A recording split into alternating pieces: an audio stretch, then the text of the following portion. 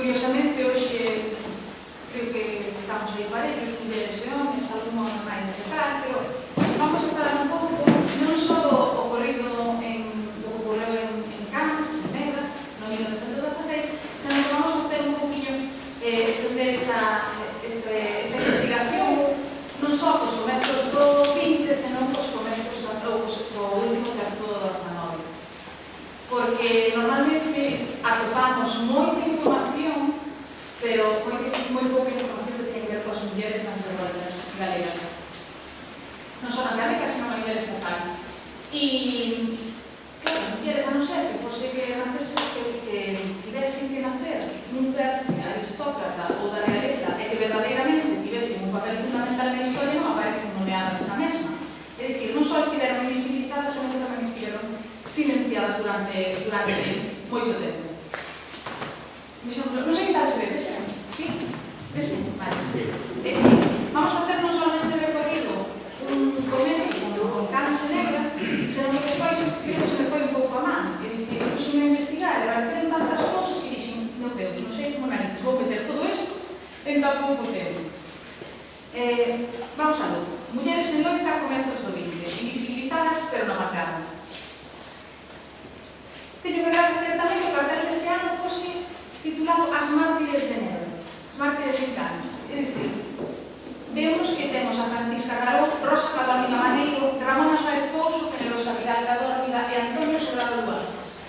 Gana por maioría. Estamos como moi acostumados a que cando nos dan clases en institutos e mesmo na universidade, queridos alumnos. Aquelo que nos pide tanto as mulleres de queridos alumnos ainda que sexamos maioría en clase. É dicir, invisibilizadas ata tal punto. Neste caso, as mártires de Negra porque son 4 mulleres e un home.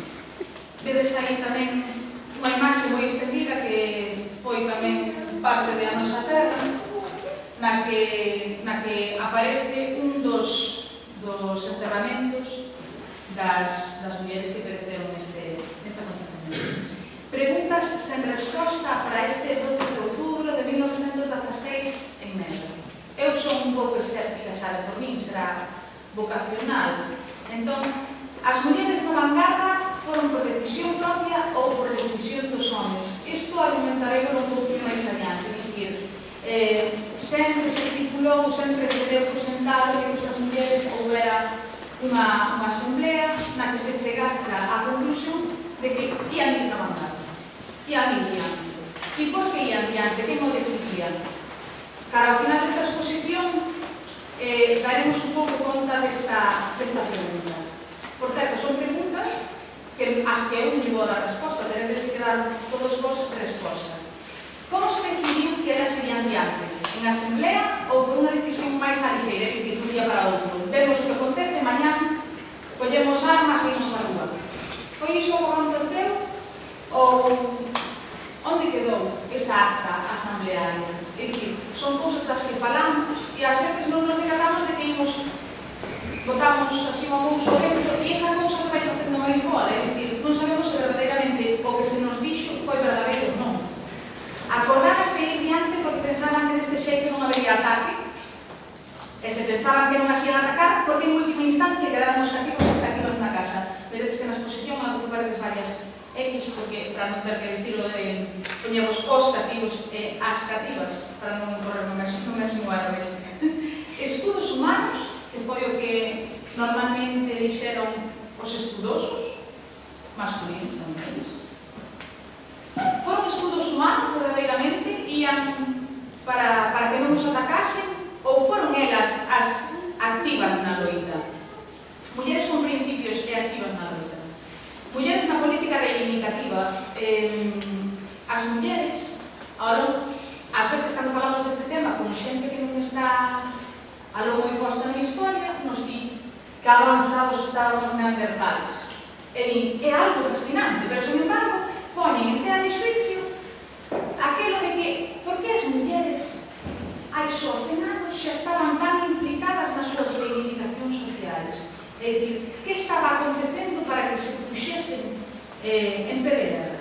Os vaivenes políticos de finais do 19 e de comezos do 20 levaron a tomar parte moi activa na defensa dos seus dereitos e colaboraron na prensa da época.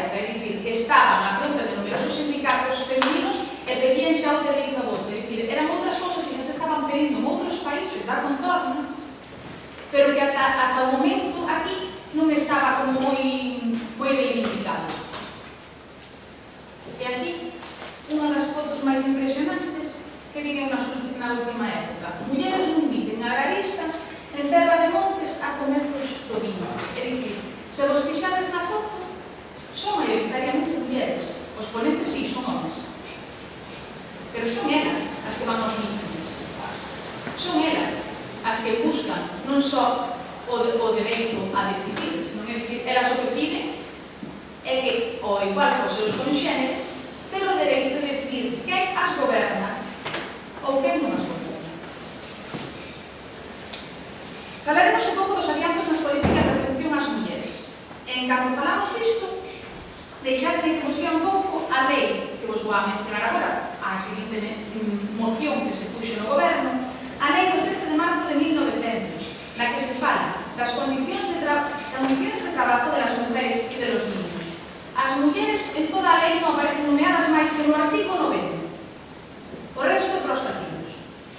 Non se permitirá el trabajo a las mujeres durante las 3 semanas posteriores al alumbramiento, cuando se solicite por causa de próximo alumbramiento por una obrera el cese. Se le reservará el puesto desde que lo haya solicitado y 3 semanas después de dicho alumbramiento. Es decir, se pasaron las 3 semanas que se activesen de volver a presentarse no choio porque non as iban poder. Las mujeres que tengan hijos en el periodo de lactancia tendrán 1 hora al día dentro de las de trabajo para dar el pecho a sus hijos. Esta hora se dividirá en 2 periodos de 30 minutos aprovechables, uno en el trabajo de la mañana y otro en el de la tarde. Estas medias horas serán aprovechables por las madres cuando lo juzguen conveniente, sin más trámite que participar alrededor de los trabajos y al entrar en ellos la hora que hubiera escogido. No será de manera alguna descontable para el efecto de cobro de jornales la hora destinada a la lactancia. Es decir, sí que se estipulaba un tempillo para alimentar los nenos, pero con certas reservas. Es decir, non podería ser un aleitamento a demanda, senón que tiña que ser nesas medias horas, esos rapaces non comían nese tempo, pois moito máis non se lle podería dar, non? A esta lei do 1900 preséntase o 18 de xaneiro de 1906 unha moción perante o Instituto de Reformas Sociais na que se proponía, primeiro, ampliar o prazo de descanso entre 4 e 6 semanas logo de dar a luz, non só esas 3, porque ademais dicíase 3, pero non se dicía cando ian comezar e cando ian rematar. Modificar un artigo da lei para que se pudese deixar o traballo antes do parto, é dicir, se a muller non estaba en condicións antes do parto, podería deixar o xoio, pero sempre reservándolo, é dicir, ainda que tivese que estar 3 semanas antes, ou 4, ou 5 as que necesitase, non poderían logo calarlo. E como último punto, conseguir protección económica para as mulleres que deixaban o traballo por esta razón, é dicir, xa que era cando máis precisaban o soldo. Se as deixaban sen choio, ainda por enriba, ou se non as deixaban sen choio, lle reservaban o tempo no traballo, pero non lle dicían que nese tempo que estivesen sen acudir a ele. Se lle dicían que ian estar sen soldo, estábamos na mesma. E permitir que fagamos un somero recuerdo polo noso querido Castelán, é dicir, aí tedes unha moza que dá no peito o seu neno, no que nos di non é leite que mama o rapaz, é sangue, por todo o que lles tocaba seguir adiante, porque veremos que as grandes perxudicadas foron as mulleres do agro. Se ben as leis avanzaban de cara a facer que o traballo da muller se valorase, así como os seus dereitos, estas avanzaban na industria, é dicir, a nivel industria textil, industria das cigarreras da Coruña, por exemplo, sí que tiñan uns avances porque o traballo de alguma maneira estaba regulado.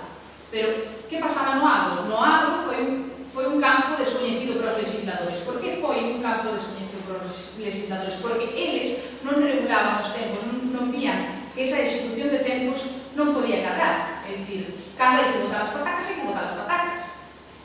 E isto habrá moita xente que o saiba perfectamente, porque moitas das nosas aboas, é dicir, non fai nin 100 anos, moitas das nosas aboas do agro tiveron que ir embarazadas ata o día antes de dar a luz a botar os campos, ou a recoller comida se quer recoller. A miña aboa, aos 4 días de dar a luz, está outra vez no agro. Entón, como non consideraban que o regulamento de tempos no agro fose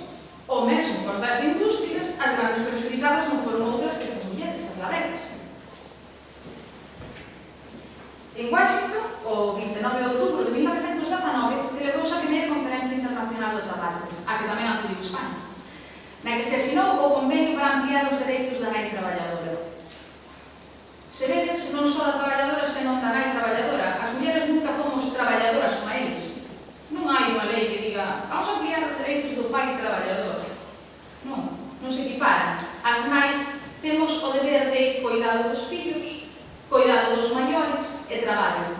Eles non, eles só teñen o traballo.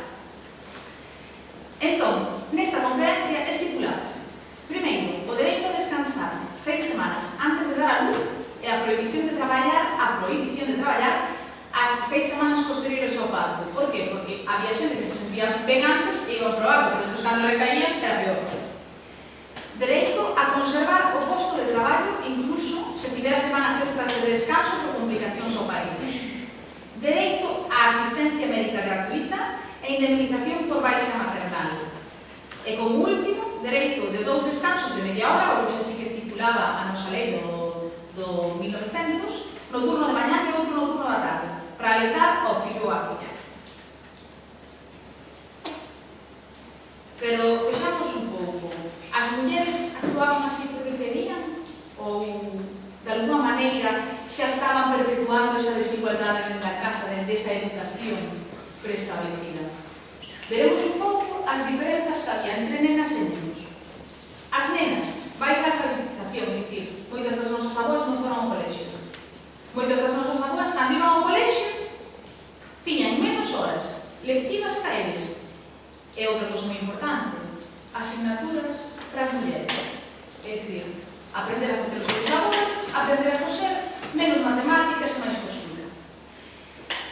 Logo, tenemos unha incorporación máis temperada aos traballos do agro e das fábricas. Por que digo de incorporación máis temperada? Moitas das mulleres e moitas das nenas, en canto levantaban un pé do chan e empezaban a falar, xa se estaban ocupando, eran familias numerosas, de cuidar dos irmáns máis pequenos. É dicir, xos levaban da man, xos tiñan, incluso cuidaban do gando. É dicir, a miña avoa con 6 anos estaba levando as vacas polo mundo. Unhas vacas que vexamos xa non só o porte que podían ter as vacas, senón que eran responsables, e se lle perdían, ia levar a mesma bronca que se fose un rapaz de 14. Incorporación tardía á emigración ou emigración de cercanía.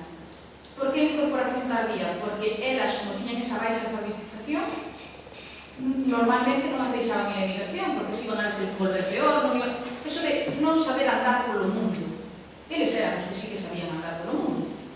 Ou emigración de cercanía, ou moitas das nosas maternas que fixeron emigración a grandes urbes para aleitar outros nenos.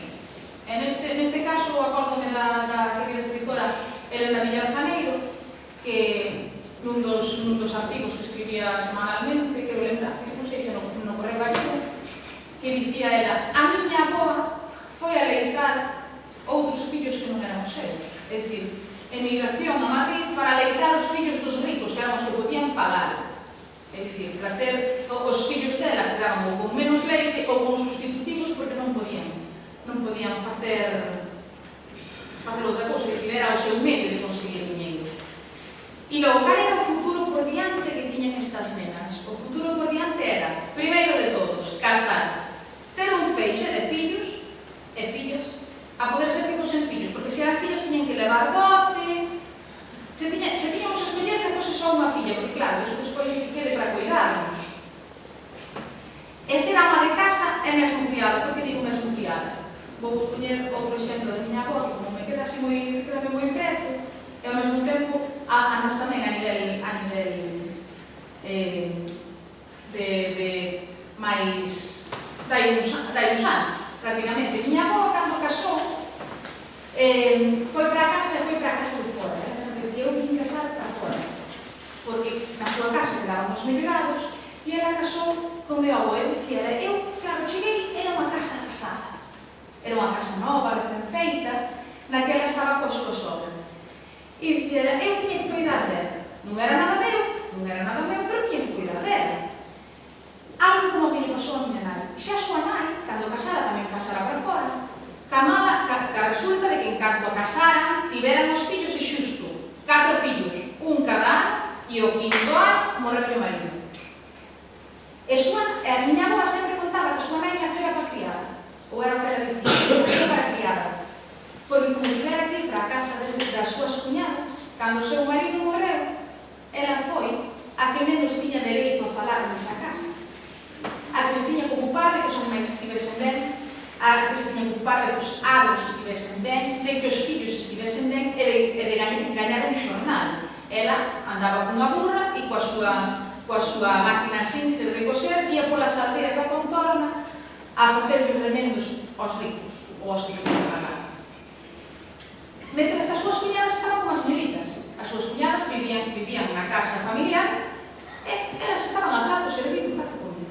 Que pasa? Cos nenos, isto mudou un pouco, é dicir, maior alfabetización, eles sí que tiñan que ir á escola, se podían todos os días, e ao mesmo tempo eles non tiñan que aprender a facer os seus labores, nin a reventar os calcetins, e moito máis que podían logo ir á emigración. Incorporación máis tarde aos labores do agro e das fábricas. Por qué? Porque se dicía que os rapaces, claro, a eles non nos vamos poñer a traballar, porque eles xa despois terán que loitar a moito pola vida.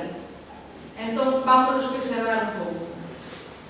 Vamos deixar que elas traballen, de feito había, non teredes exemplos moi longe, incluso algúns dos nosos avós tamén foron criados así, de dicir, mira, tu irmán faiche a cama, tu irmán faiche de comer, e ti vai á escola.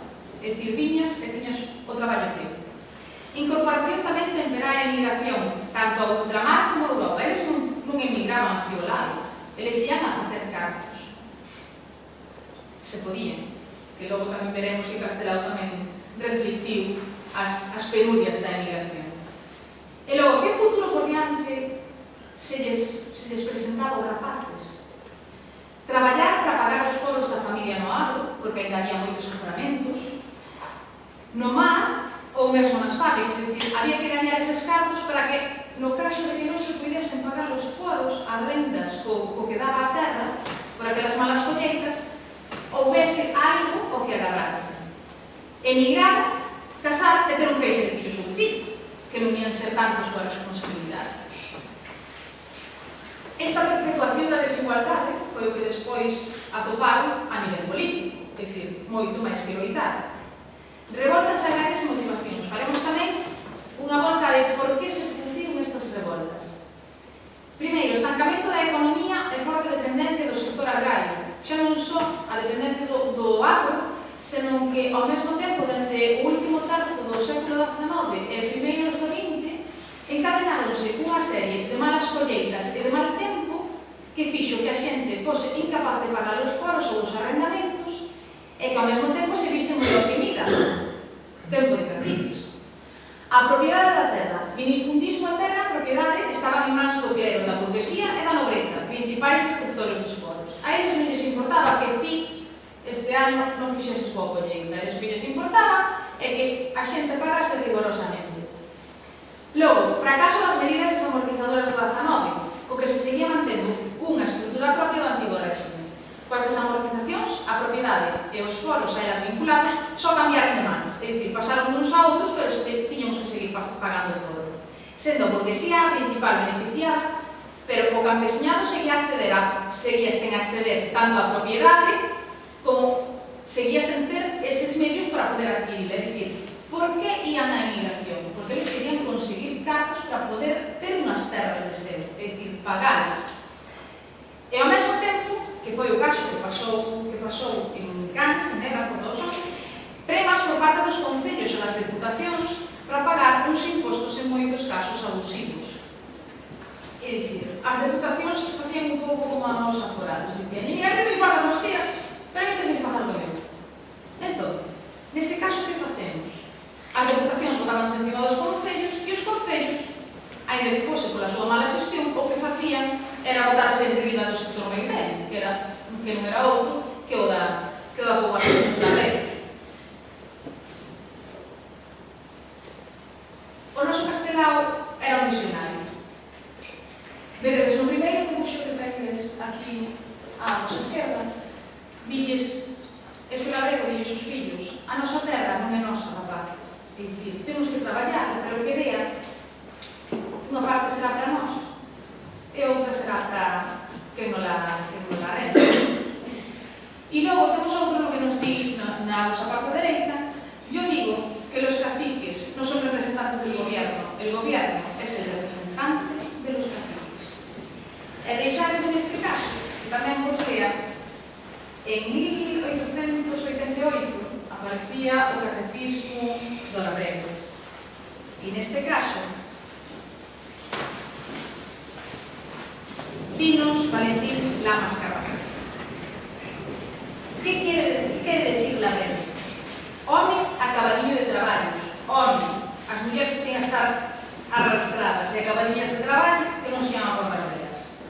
Home a cabadiño de traballos, caste de besta de carga, na que tanquen e rabean os que gobernan. Ser a que fan célula como as persoas para tratar como os cans. Veremos isto das células. Que leva faltriqueiro no traxe por fantasía, boca na cara por culpa, que anda a rastro como as cobras, que furna na terra como as toupeiras, que traballa moito e come pouco, que se semella aos burros que levan viño e beben auga, que procuran o trigo para comer o millo, que andan langraneando por unha pexeta sen poder xuntala, e que ven a ser considerado polos seus semellantes como un ninguén, que a todo chamar le chaman xa paisán. É dicir, queda patente o pouco caso que se fai das mulleres labregas e queda patente de que os labregos e as labregas, tanto eles como elas, eran o último eslabón que ninguén facía caso, que era que todo o mundo apuraba. Cans, un caso illado.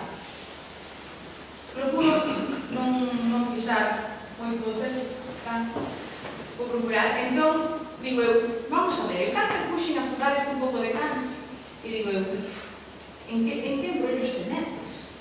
Porque Manuel hai 2 anos queren publicar tamén un libro sobre a traxedia de Cans, e digo, pero penso que ainda hai moitas cousas que non se investigar. Cans, un caso illado, temos 1894, Salcedo, Pontevedra, 1909, Oseira, Cea, 1916, Cans, Nebra, 1918, Terra de Trasantos, 1919, Sopán, Carvalho, 1922, Sobreiro, Villarei. E diremos, son todos estes os casos ou son os casos que máis se teñen investigado?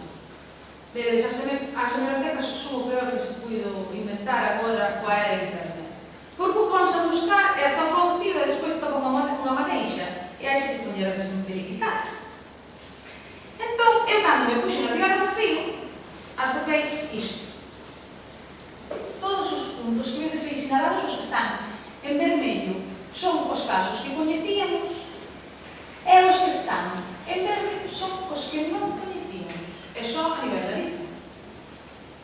Veredes ao mesmo tempo que aí na Terra de Trasantos teño varios sinalados aí arriba. Entón, na zona de Ferrol, vedes que hai varios puntos. Por qué? Porque houve varios conacos de revolta, houve varias, incluso o mesmo ano. E logo veredes que, por exemplo, na zona de Salcedo, hai 2 puntos, porque en Salcedo houve 2 revoltas. Da primeira, case non se falou.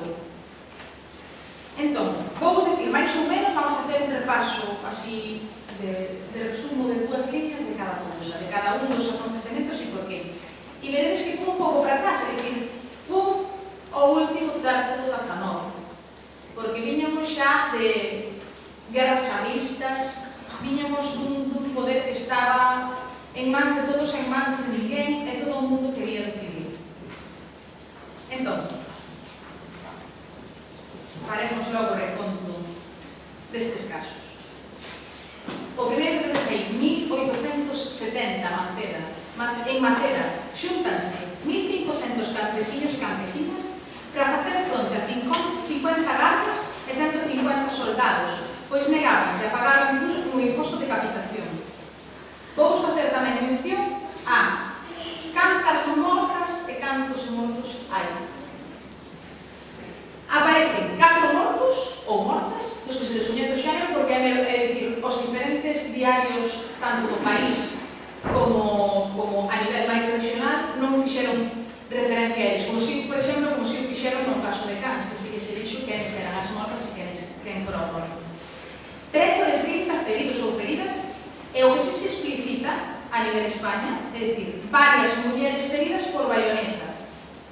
Foron procesados por esta revolta 26 homes e 11 mulleres. E os xornais fixeron moita fincapé na participación das mulleres, posto que boa parte dos homes se serras da contorna. É dicir, eles fuxiron, pero elas non podían fuxir. Tiñan fillos, tiñan maiores. 1870, Quiroga. Desto apenas falaron os xornais. Dixeron, motín en Quiroga. 4 mortos, dos que se descoñece o xénero. Temos Palas de Rei, 1870 tamén. 4 mortos dos que se descoñece o xénero. Non se lles deu máis importancia. Non se soubo por que era revolta. 1870, Sarria. 13 mortos, ou mortas, e 134 detidos. 1892, bueno, quedou unha casa, 1870, que non a puxen aquí, a estrada, a veciñanza arrestou o comisionado encargado de facer o apremio por el pago de impostos e as 50 parroquias da contorna, en canto souberon que xe onde estaba aí, botáronse todos a por ele. Agarraron, literalmente, meteron nun lavadoiro e apedrearon. O home non morreu de misericordia, pero iban a por ele. 1892, porque estaba Lieiro, Cerdo, polo arrendamento de impostos de consumos, deteñen a 5 mulleres e 2 homens como incitadoras do motín. É dicir, non houve mortos, pero sí que houve arrestados. O primeiro dos casos, 1892, Salcedo. Pola suba dos impostos de consumo, houve un morto e varios feridos. 1892, tamén. Veredes que os anos cando é, nun ano son varias. Pontevedra, bueno, Salcedo, dixemos, pola suba dos impostos de consumos. Pontevedra, 1892, tamén no mesmo ano. O gobernador civil suspendeu un acordo que tiña co Concello polo que se rebaixaron as tarifas de consumos. Pero suspendeu, pero non fixo moito caso. É dicir, vamos a ter un acordo polo cal non nos vamos a apertar máis as caradiñas polo conto dos impostos. Pero logo, botaronse atrás. Dixeron, aquí paga todo o mundo que se non quedamos en cargos da arriba. Houve 2 mortos e varios feridos por disparo. Días despois, suprimironse os arbitrios polo leite, porque era ben necesario. Pero se puxo a nivel España, os xornais estatais puxeron moi de relevancia que as instigadoras da revolta foran mulleres e foran principalmente leiteiras e verduleiras. 1894, que non me lo puxen aí porque xa o nomeei antes. Tamén en Salcedo. Protestas contra os axustes recaudadores tras o intento de embargo dunha vaca e de un pote porque non podían pagar 2 cédulas que chegaban a 60 pesetas. É dicir, como non tiñan as 60 pesetas para poder pagar, foron a por eles e sacaron os únicos bens de subsistencia que tiñan ata daquela. É dicir, unha vaca. Roubarnos unha vaca daquela era roubarche media vida. É dicir, o teu ben máis prezado era a tua casa e a tua vaca. Non tiñas coche, tiñas unha vaca. Unha vaca que botaba os campos, unha vaca que se chía dar tendreiros, unha vaca que chía dar leite. Se sacaba unha vaca que era de ti. E o pote, para que non tivesen que comer. Se non tiñan cargos para pagar, tampouco tiñan cargos para vestir. 1897, cariño, aparece un novo agente executivo de impostos e a veciñanza armas en pedras contra ele. Houve varios feridos das 2 partes. 1904, comezamos o século XX. Boiro, os veciños e veciñas protestaron os injustos tributos aos que eran sometidos. Motín e asalto ao Concello. Houve feridos, pero non houve ningún morto. 1904 tamén, Lavadores, Vigo. Revolta polos consumos. A veciñanza emprendeu na pedradas tamén cos concelleiros, que foron protegidos pola Garda Civil e ainda por encima axudarnos a dispararles a xente que estaba ali amotinada, os que iban a por eles. É dicir, non só non defendemos os que era xusto defender, senón que por encima vamos a defender a aqueles que nos poñen uns arbitrios que nos exprimen, pero claro, daquela éramos todos unos, creos, burgueses e ao mesmo tempo a Garda Civil. A as forzas vivas. 1905, Tui, motín por uns impostos abusivos, non houve mortos. 1909, o Posei da Cea, este sí que xa é dos máis coñecidos, veciños e veciñas concentradas no mosteiro para impedir a retirada dun baldaquino barroco do altar maior. A Garda Civil cargou contra elas sen piedade, e a revolta saldouse con 7 mortos e mortas de entre os cais. Apareceu unha rapaz de 14 anos e 2 bebés no ventre da nai, tamén falecidos, así como abundantes feridos. 1910, Noia, protesta contra o arrendamento de consumos pola suba dunhas taxas sobre produtos de primeira necesidade. 2 mortos e moitos feridos, neste caso foron 2 homens. 1911, Lugo, protesta contra o cobro de impostos sobre os carros da leña. Varias mulleres feridas, ou pedradas de todos os lados, pero as feridas foron elas, por aquí adiante. 1912, Toldaos, Láncara. As mulleres protestaron por un novo nomeamento dun cura que era familiar dun cacique e que se iba ocupar de que cando ian confesar todo se soubese. É dicir, cando te ias a confesar de todos os teus pecados ao señor cura, o señor cura se tiña alguna cousa que tal, e que dicir, si non te preocupes, solamente un disco, 3 Aves Marías, 4 Padres Nuestros, e ao día seguinte sabía o alcalde e os concelleiros. Entón elas estaban contra disso, dixeron, xa que alguén vai saber das nosas intimidades, polo menos que podamos nós decidir se nos gusta ou non. Neste caso, a Garda Civil foi contra eles, é dicir, o cacique, que era familiar deste señor cura, dixo, cuidado, cando vayas non todo te vai ser medio. Vamos a mandar con alguén, por se xa hai que protexer. Foi a Garda Civil e cargou contra as mulleres. Varias feridas e unha morta. 1915, Tabeirós, Montes a Estrada, protesta pedindo melloras no agro e pola aplicación discrecional dos impostos locais, que sinalaban un déficit na realización, na construcción do Concello, que os veciños consideraban que xa estaba dabondo pagado, xa levaban uns tantos anos pagando impostos abusivos por esta construcción, non ian seguir pagando.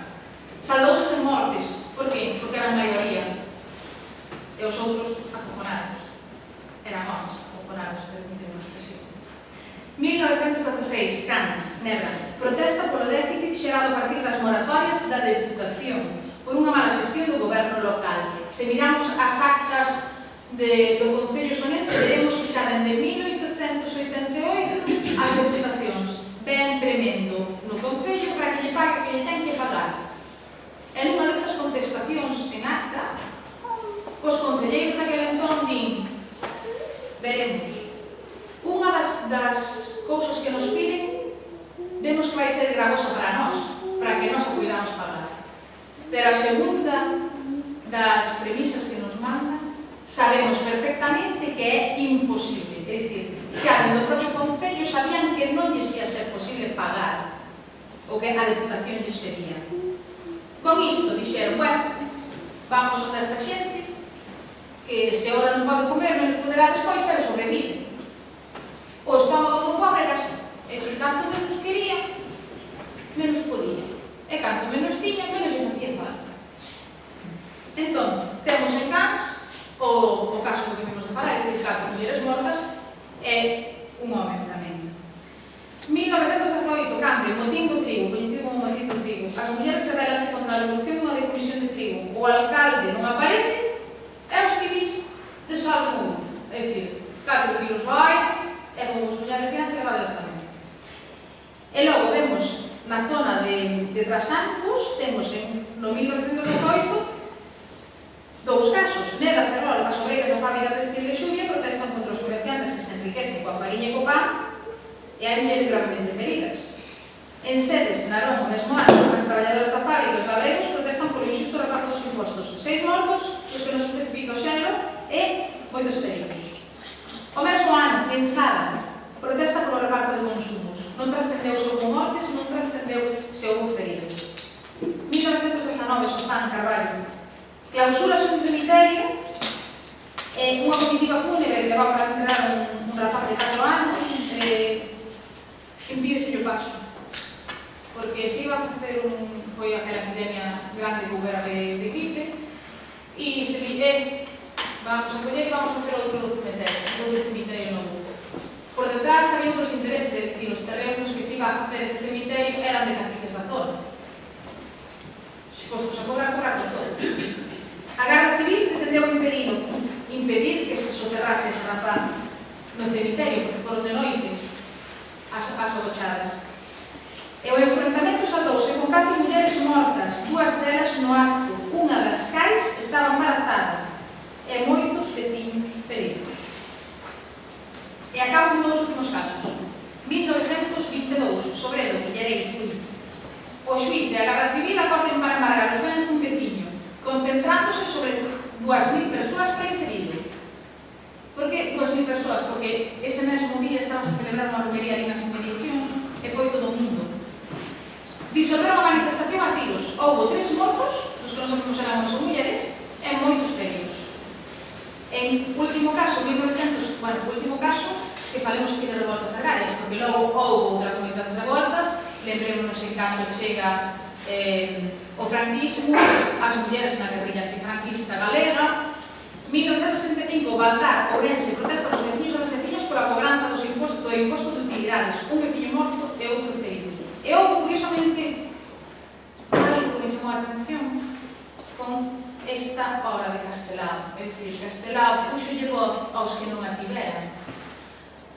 Vedes aí o cadáver dunha muller con outro cadáver nas súas entrañas e un neno arriba nos brazos. É dicir, chamou a atención que en 2 casos moi lonxanos un do outro e ao mesmo tempo tamén lonxanos no tempo, houve 2 mulleres que morreron con 2 ferros nas entrañas e con outro meniño que deixaron órfano no brazo. E Castelao puxolle voz. É dicir, esta é a primeira das estampas que aparece no álbum Nós de Castelao. E como era a muller nos sindicatos agrarios? É dicir, a falta que temos de saber, bueno, falta hasta dentro de uns días que me poida poñer con eles, dos estatutos da Liga Agraria de Nebra e dos estatutos do outro sindicato que tivemos en Nebra, a falta destes dous, un de 1909 e outro de 1917, é dicir, o ano despois dos acontecementos de Cannes, que foron os que pidemos recadar no artigo. Vamos a analizar estes 2 casos tamén un pouco alonxados no tempo, é dicir, a protección obrera por todos son en 1901 e o caso do sindicato católico obreiro de San Benito de Seranes en 1926, 25 anos despois.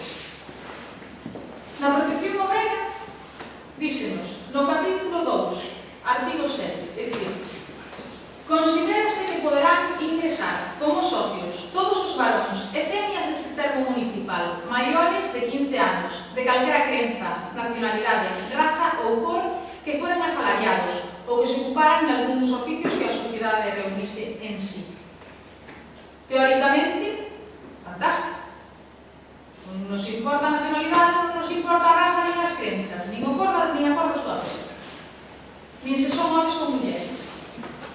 Pero estas disposicións teóricas realmente non se levaron á práctica.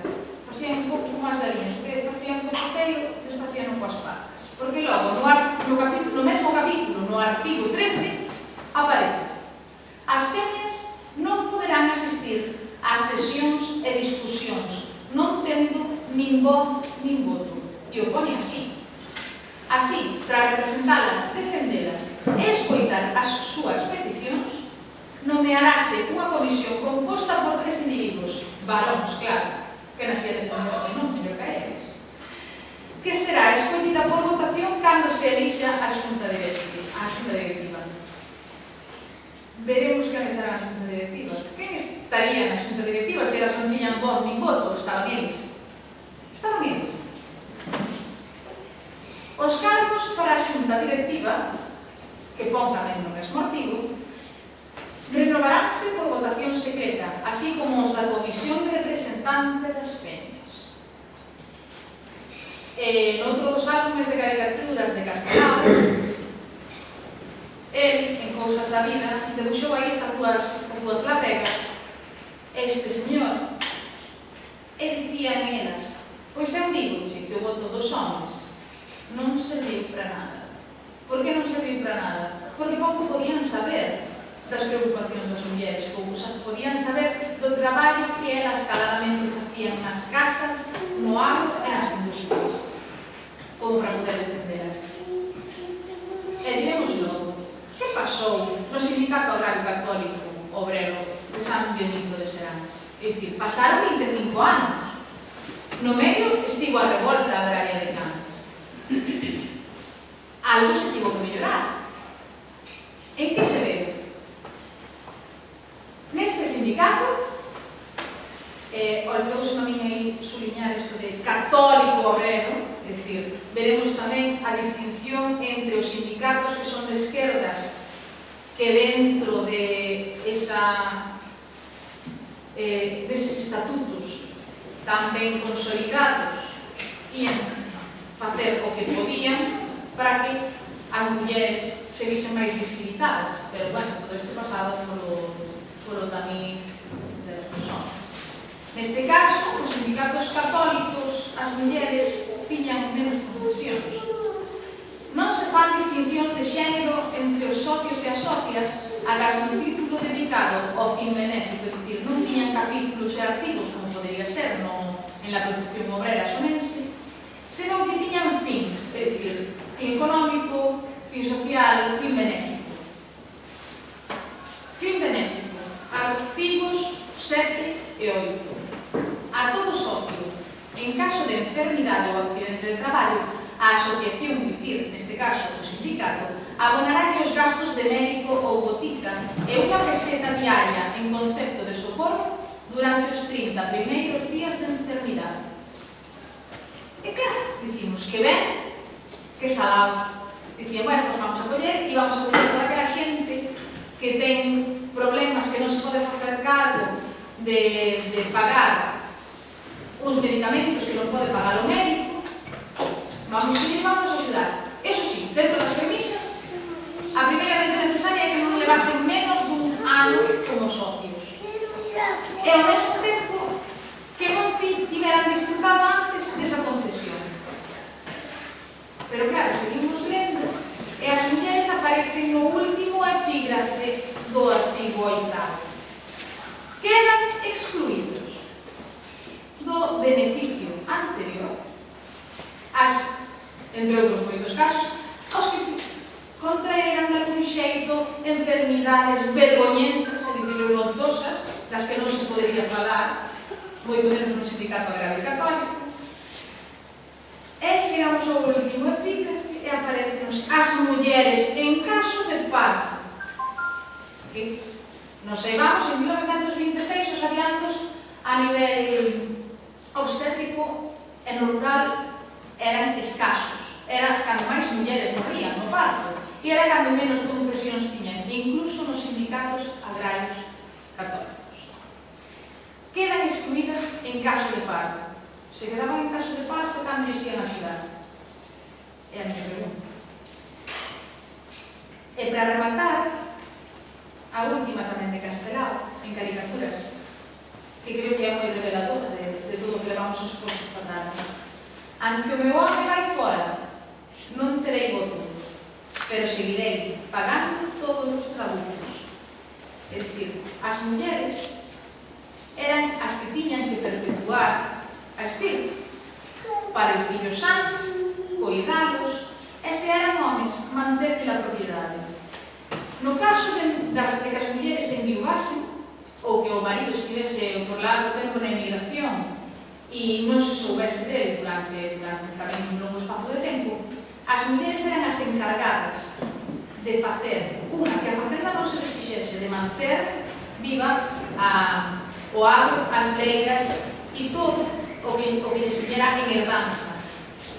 E tiñan que manter tal como recibiran, sen poder facer ninguna modificación nestes bens.